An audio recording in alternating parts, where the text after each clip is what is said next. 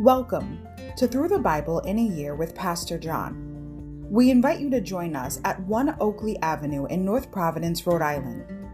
This podcast is presented to you by The Way Ministries, supported by listeners like you. For donations, live videos, podcasts, and more, please visit www.thewayministriesri.org. Thank you and have a great day.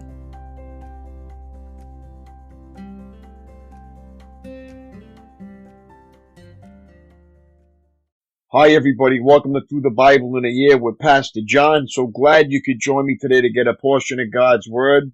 Today we're going to begin with day 117, April 26th, 2 Chronicles chapters 21 to 25. Reigns of Jehoram to Amaziah. Overview.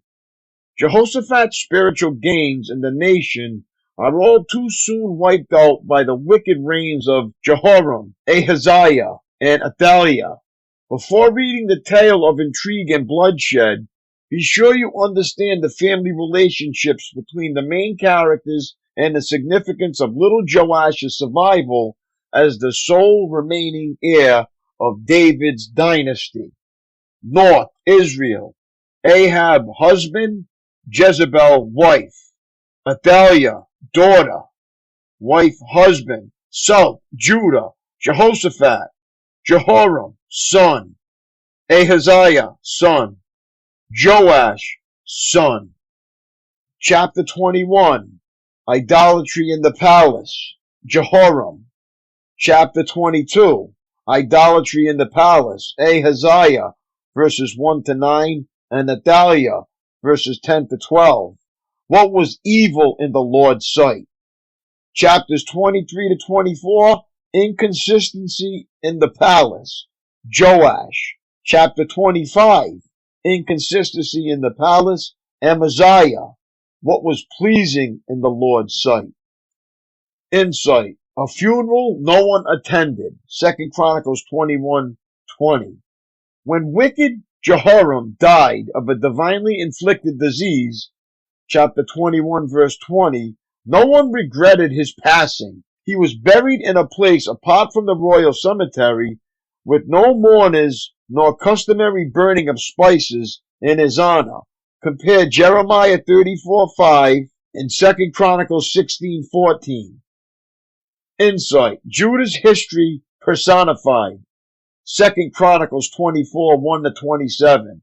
The life of Joash reads like a condensed history of Judah, 24:1 to 27. He began his reign by living righteously, yet in later years abandoned the Lord, killed the prophet who rebuked him, was defeated by a foreign power, and died a humiliating death for his many crimes. 2 Chronicles chapter 21. Jehoram rules in Judah. When Jehoshaphat died, he was buried with his ancestors in the city of David. Then his son Jehoram became the next king. Jehoram's brothers, the other sons of Jehoshaphat, were Azariah, Jehiel, Zechariah, Azariah, Michael, and Shephatiah. All these were the sons of Jehoshaphat, king of Judah.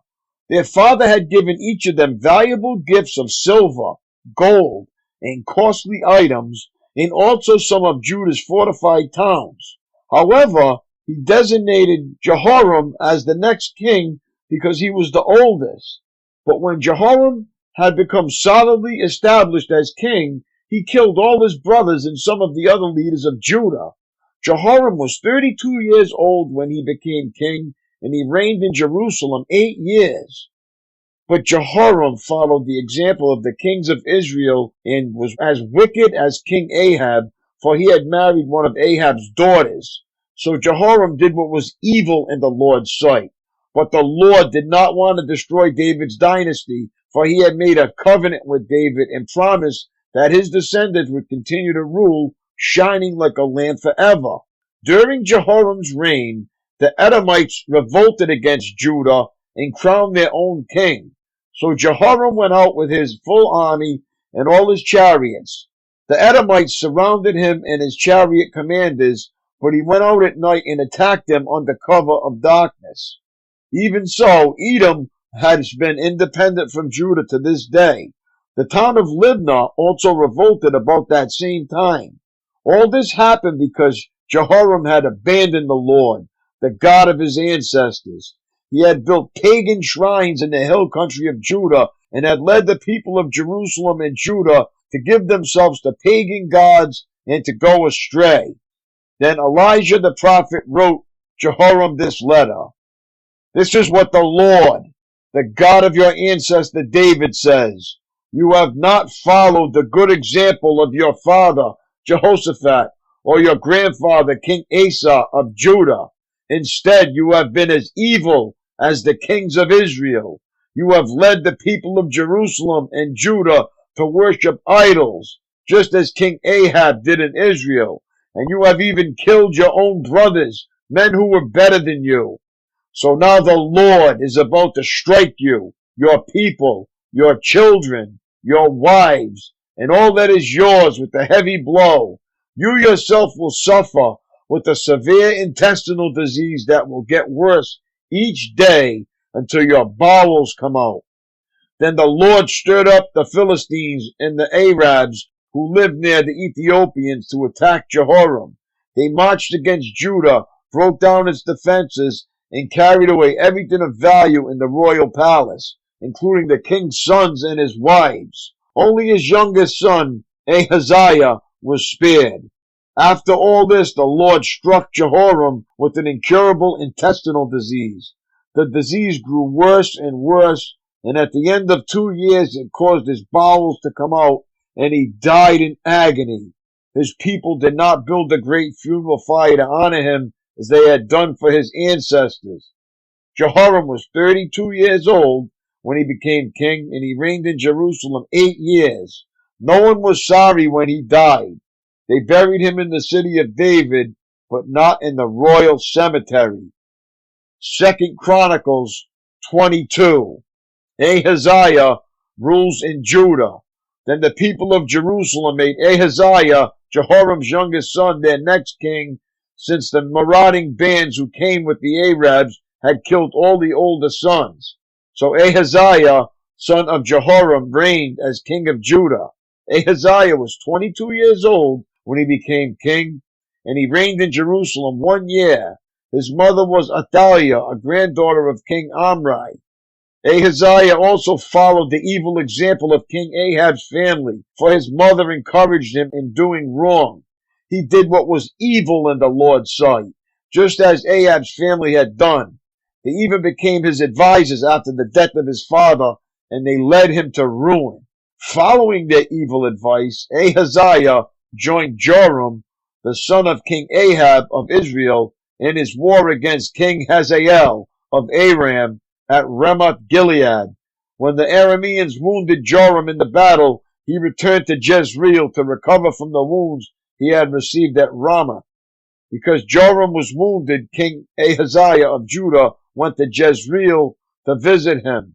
But God had decided that this visit would be Ahaziah's downfall. While he was there, Ahaziah went out with Joram to meet Jehu, grandson of Nimshi, whom the Lord had appointed to destroy the dynasty of Ahab.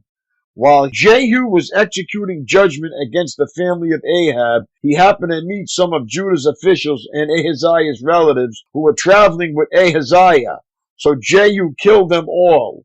Then Jehu's men searched for Ahaziah, and they found him hiding in the city of Samaria. They brought him to Jehu, who killed him. Ahaziah was given a decent burial because the people said he was the grandson of Jehoshaphat, a man who sought the Lord with all his heart. But none of the surviving members of Ahaziah's family was capable of ruling the kingdom. Queen Athaliah rules in Judah. When Athaliah, the mother of King Ahaziah of Judah, learned that her son was dead, she began to destroy the rest of Judah's royal family. But Ahaziah's sister, Jehosheba, the daughter of King Jehoram, took Ahaziah's infant son Joash and stole him away from among the rest of the king's children who were about to be killed. She put Joash and his nurse in a bedroom. In this way, Jehosheba, wife of Jehadiah, the priest and sister of Ahaziah hid the child so that Athaliah could not murder him. Joash remained hidden in the temple of God for 6 years while Athaliah ruled over the land. 2 Chronicles chapter 23. Revolt against Athaliah. In the 7th year of Athaliah's reign, Jehodiah the priest decided to act. He summoned his courage and made a pact with 5 army commanders: Azariah son of Jehoram, Ishmael son of Jehohanan, Azariah son of Obed, Maaseiah son of Adiah, and Elishaphat son of Zikri. These men traveled secretly throughout Judah and summoned the Levites and clan leaders in all the towns to come to Jerusalem. They all gathered at the temple of God, where they made a solemn pact with Joash, the young king. Jehodiah said to them, "Here is the king's son. The time has come for him to reign. The Lord has promised that a descendant of David will be our king. This is what you must do. When you priests and Levites come on duty on the Sabbath, a third of you will serve as gatekeepers, another third will go over to the royal palace, and the final third will be at the foundation gate. Everyone else should stay in the courtyards of the Lord's temple. Remember, only the priests and Levites on duty may enter the temple of the Lord, for they are set apart as holy. The rest of the people must obey the Lord's instructions and stay outside. You Levites form a bodyguard around the king and keep your weapons in hand. Kill anyone who tries to enter the temple. Stay with the king wherever he goes." So the Levites and all the people of Judah did everything as Jehodiah the priest ordered. The commanders took charge of the men reporting for duty that Sabbath, as well as those who were going off duty. Jehodiah the priest did not let anyone go home after their shift ended. Then Jehodiah supplied the commanders with the spears and the large and small shields that had once belonged to King David and were stored in the temple of God. He stationed all the people around the king with their weapons ready. They formed a line from the south side of the temple around to the north side and all around the altar. Then Jehodiah and his sons brought out Joash, the king's son, placed a crown on his head, and presented him with a copy of God's laws. They anointed him and proclaimed him king, and everyone shouted, "Long live the king!" The death of Athaliah. When Athaliah heard the noise of the people running and the shouts of praise to the king, she hurried to the Lord's temple to see what was happening. When she arrived, she saw the newly crowned king standing in his place of authority by the pillar at the temple entrance. The commanders and trumpeters were surrounding him, and people from all over the land were rejoicing and blowing trumpets. Singers with musical instruments were leading the people in a great celebration. When Athaliah saw all this, she tore her clothes in despair and shouted, "Treason! Treason!" Then Jehodiah the priest ordered the commanders who were in charge of the troops, "Take her to the soldiers in front of the temple and kill anyone who tries to rescue her." For the priest had said, "She must not be killed in the temple of the Lord." So they seized her and led her out to the entrance of the horse gate on the palace grounds, and they killed her there. Jehodiah's religious reforms. Then Jehodiah made a covenant between himself and the king and the people that they would be the Lord's people. And all the people went over to the temple of Baal and tore it down. They demolished the altars and smashed the idols. And they killed Matan, the priest of Baal, in front of the altars. Jehodiah now put the priests and Levites in charge of the temple of the Lord, following all the directions given by David. He also commanded them to present burnt offerings to the Lord, as prescribed by the law of Moses, and to sing and rejoice as David had instructed. He also stationed gatekeepers at the gates of the Lord's temple to keep out those who for any reason were ceremonially unclean. Then the commanders, nobles, rulers, and all the people of the land escorted the king from the temple of the Lord. They went through the upper gate and into the palace, and they seated the king on the royal throne. So all the people of the land rejoiced, and the city was peaceful because Athaliah had been killed. 2 Chronicles chapter 24. Joash repairs the temple. Joash was 7 years old when he became king, and he reigned in Jerusalem 40 years. His mother was Zibiah from Beersheba. Joash did what was pleasing in the Lord's sight throughout the lifetime of Jehodiah the priest.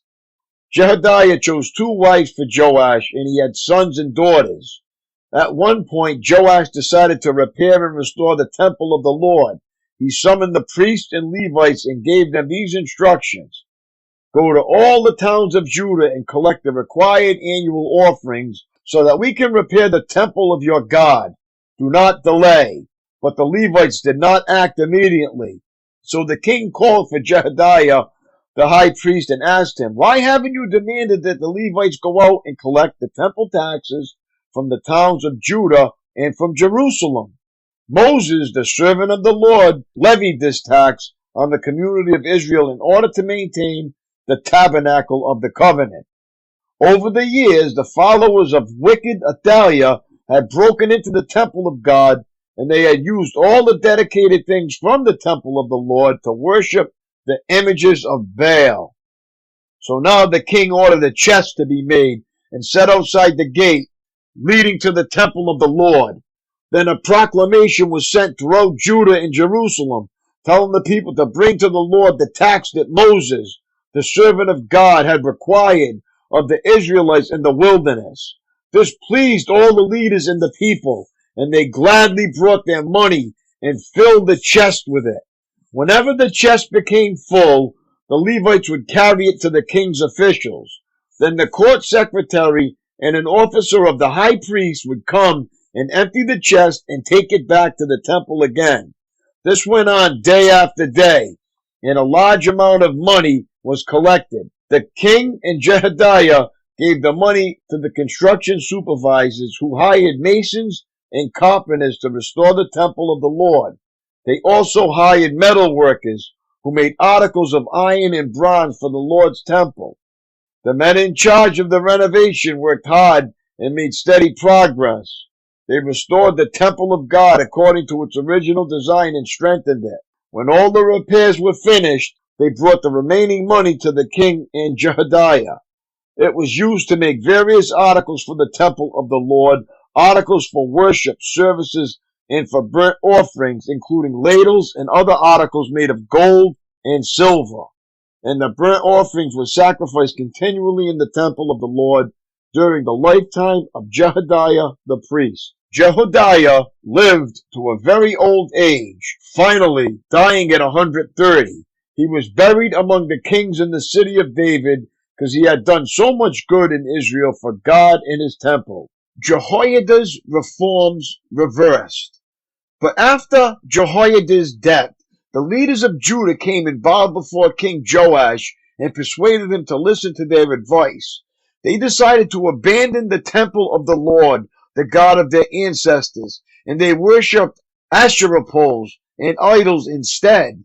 Because of this sin, divine anger fell on Judah and Jerusalem. Yet the Lord sent prophets to bring them back to him. The prophets warned them, but still the people would not listen. Then the Spirit of God came upon Zechariah, son of Jehodiah, the priest. He stood before the people and said, "This is what God says. Why do you disobey the Lord's commands and keep yourselves from prospering? You have abandoned the Lord, and now he has abandoned you."